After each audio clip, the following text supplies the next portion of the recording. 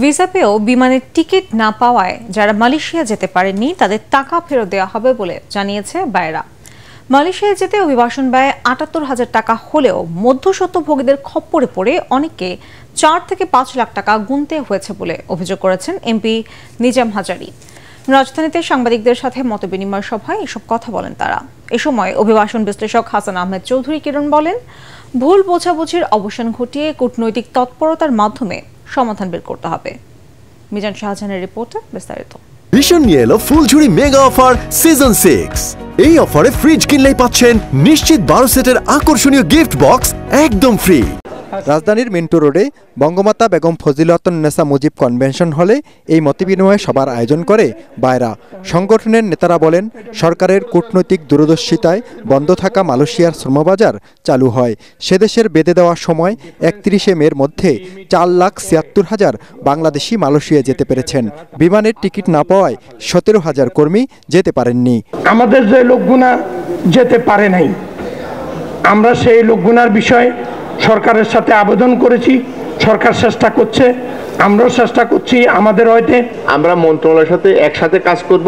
মন্ত্রণালয় যেভাবে নির্ধারণ করে দেয় আমরা সেভাবে আমাদের এই কর্মীদের যে তাদের ন্যায্য পাওনাটা তাদেরকে আমরা ফেরত দেওয়ার চেষ্টা করব। কূটনৈতিক প্রচেষ্টা, প্রবাসী কল্যাণ মন্ত্রণালয়ের প্রচেষ্টা, সকল প্রচেষ্টা ব্যর্থ হয়, তাহলে এই কর্মীদেরকে রিক্রুটিং এজেন্সির তরফ থেকে আমরা সকল তারা যে অভিবাসন খরচটি করেছে সমুদয় টাকা ফেরত দেওয়া হবে।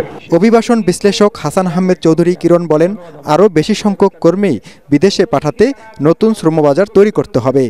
আসন্ন বাজেটে রেমিটেন্সের উপর কোনো ধরনের কর না বসানোর তাগিদ দেন তিনি। যারা ক্ষতিগ্রস্ত হয়েছে অবশ্যই তাদেরকে বাইরের পক্ষ থেকে তাদের যাতে ক্ষতি না হয় সেই ক্ষতিপূরণের ব্যবস্থা গ্রহণ করা। আমরা জাপান লোক পাঠানোর কথা বলি, ইটালি লোক পাঠানোর কথা বলি, ভিয়েতনাম লোক পাঠানোর কথা বলি। আমরা বেশ কিছুদিন আগে আমাদের একজন মন্ত্রী বলেছিল সাউথ আফ্রিকায় আমরা কৃষি শ্রমিক প্রেরণ করব।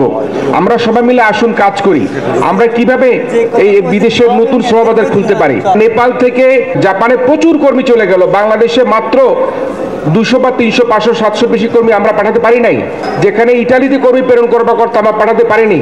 আমরা ভিয়েতনামে কর্মী প্রেরণ করবো বলে আমরা কথা শুনেছি, সেটা পারিনি। সিন্ডিকেট নয়, দালালদের খপ্পরে পড়ে অনেকে হয়রানির শিকার হচ্ছেন বলে মনে করেন বক্তারা।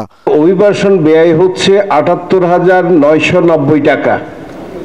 এই টাকাটুকু আমাদের অফিসে গ্রহণ করেছে। আমিও শুনেছি অনেকের কাছ থেকে প্রায় 4,44,000, 5,44,000 বিভিন্নভাবে বিভিন্ন মিডিয়ার মাধ্যমে আমরা জানতে পেরেছি। এটা একটি দালাল শ্রেণী অথবা মধ্যভোগী কেউ না কেউ এই টাকাটা নিয়েছে। এই যে 24,000 কোটি টাকা এমপি সাহেবদের নেতৃত্বে লুপাট হয়ে গেছে, আত্মসাৎ হয়ে গেছে, এই সমস্ত তথ্য দিয়ে ক্ষতিটা কার হয়েছে কোনোভাবেই আপনারা এটা প্রমাণ করতে পারবেন না যে এমপি সাহেবরা এই কাজটা করছে। বক্তারা বলেন, টাকা জমা দেওয়া কর্মীদের মালয়েশিয়ায় পাঠাতে চেষ্টা করা হবে, না হলে বিকল্প রাষ্ট্রে। এর কোনোটাই সম্ভব না হলে অভিবাসন ব্যয় ফেরত দেওয়া হবে। মিজান শাহজাহান, এটিএন বাংলা, ঢাকা।